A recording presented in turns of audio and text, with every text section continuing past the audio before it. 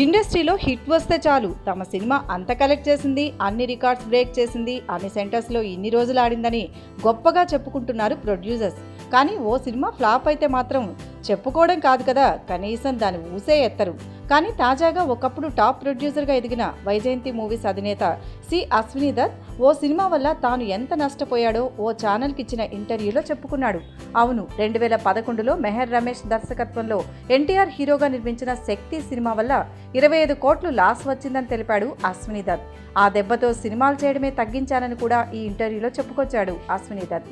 అంతేకాదు, సీనియర్ ఎన్టీఆర్ నటించిన బ్రహ్మర్షి విశ్వామిత్ర సినిమాను పంపిణీ చేస్తే ప్రింటింగ్ ఖర్చులు కూడా రాలేదని, అలాగే ఆయనకు లాభాలను తెచ్చిపెట్టిన హీరో అంటే చిరంజీవి అని కూడా చెప్పాడు ఈ బడా ప్రొడ్యూసర్.